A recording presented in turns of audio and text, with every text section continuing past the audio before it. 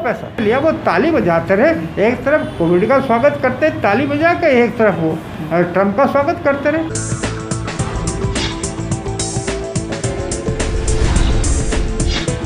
सचिन पायलट जी का दौरा रहा तो क्या क्या बातें निकल के आई है सर?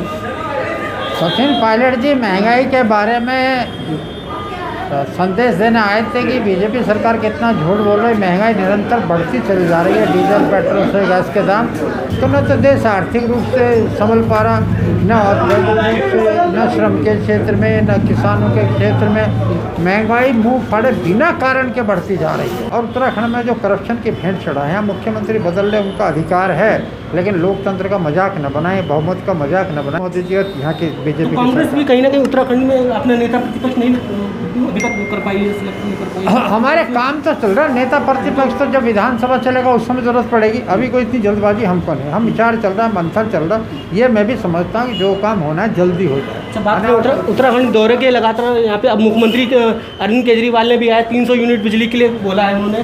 तो केजरीवाल तो कुछ भी आ जाए, कुछ ही बोल दे। दिल्ली में क्या हालत है, एवरेज निकाले थे, पंजाब से ज़्यादा बिजली की दर वसूली जारी, वहाँ के व्यापारियों से, लोगों से, आम कंज्यूमर से। झूठ बोल रहे केजरीवाल। अगर केजरीवाल को दे रहे हैं ना बिजली, मोहल्ला क्लिनिक इन्होंने किया। अरे मोहल्ला क्लिनिक किया तो लाभ क्या मिल रहा? अस्पतालों की हालत क्या थी? लोग मरने को दिल्ली से बाहर गए कोरोना पीरियड में। वो जो क्लेम कर रहा, लोगों को बेड नहीं मिले, क्या सुधार किया? कहने की और कर रहे हैं बड़ा अंतर है। उत्तराखंड देवभूमि है, केजरीवाल जी ने दिल्ली में कुछ किया तो उत्तराखंड के लिए क्या किया? हम एक सवाल करना चाहते हैं, बाकी बात छोड़ दीजिए। क्या केजरीवाल जी ने 20 लाख उत्तराखंडियों में से किसी एक को विधानसभा का टिकट दिया? दिल्ली में क्यों नहीं दिया? 20 लाख हैं, क्यों नहीं दिया?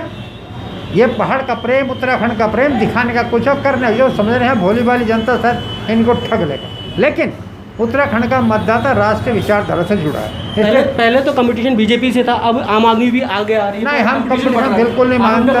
हम कंपटीशन में आम आदमी को कहीं किसी दूर तक नहीं मानते। ये तो कोई फ्रस्ट्रेटेड होकर चला जाए, जैसे जगह नहीं मिल रही, पद नहीं मिल रही, वो चला। लेकिन है क्या वहाँ, क्या है आम आदमी पार्टी में? मैं नहीं समझता, केवल प्रचार प्रसार है, इसके अलावा वहाँ कुछ नहीं है, धरातल पे कुछ नहीं है। और दिल्ली का उपलब्धि कुछ नहीं। जब दिल्ली में हमारा उत्तराखंड का नौजवान एक मारा गया था दंगे में, केजरीवाल कहाँ थे उस समय?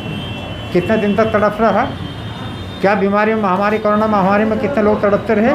तो ऐसा नहीं, कथनी और करने में केजरीवाल के बहुत अंतर है। आप सुहाने सपने दिखा दें, वो दिखा दें, वहाँ वो भी मोदी की तरह डिक्टेटर है, उसे मीडिया का शौक है। वो भी किसी मंत्री फंत्री को अपने देता हूँ, मीडिया पाएगा अपने बात। अगर बाथरूम बनाएगा, टॉयलेट, तो उसका प्रचार केजरीवाल खुद करेगा, अपने विधायक मंत्री पार्षद से नहीं करवाएगा। अच्छा, कांग्रेस की बूथ लेवल को तैयारी कैसी रहेगी? डोए वाला क्षेत्र से लेकर कांग्रेस ने हम बूथ लेवल पर सारी तैयारी कर ली, सारी लिस्टें बन गई। हमारा IT क्षेत्र भी अपने काम करा, जितने फ्रंटल संगठन सब अपना अपना काम अपने क्षेत्र में कर रहे।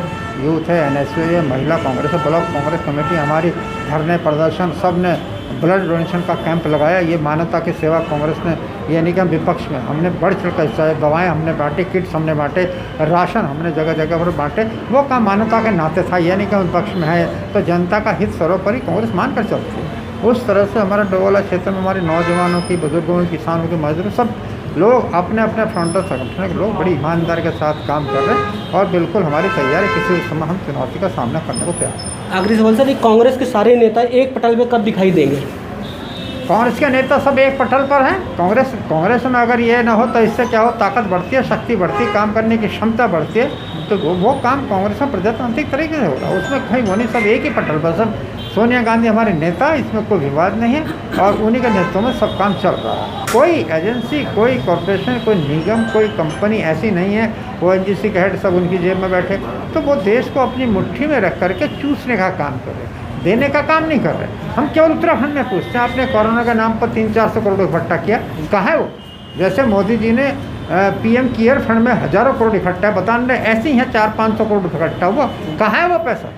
बताएं तो सही। लेकिन वो सब गायब, चुनाव में उसका उपयोग करेंगे ये लोग। दोनों एक दिन का आ जाओ किसान भाई, बात कर लेते हैं। क्या कांग्रेस केंद्र में आती है तो इसका सोल्यूशन निकलेगा? निश्चित रूप से निकलेगा। किसानों वापस लिया जाएगा, किसान 100% वापस ले। राहुल गांधी जी ने, सोनिया जी ने कह दिया सत्ता में आते हैं तो हम ये किसानों का और जो मजदूरों के लिए 44 संशोधन किया, उनके अधिकारों को गला घोटने का काम किया, वो दोनों तत्काल पहली मीटिंग में विड्रॉ कर रहे भाई।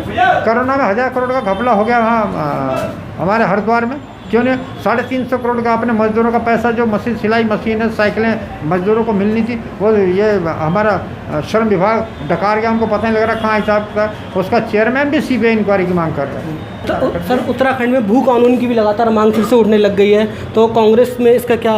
भू कानून होना चाहिए। तिवारी जी के टाइम पे हमने भू कानून बनाया था, लगभग 500 वर्ग मीटर ज़मीन बाहर वाला लेगा, इससे ज़्यादा नहीं लेगा।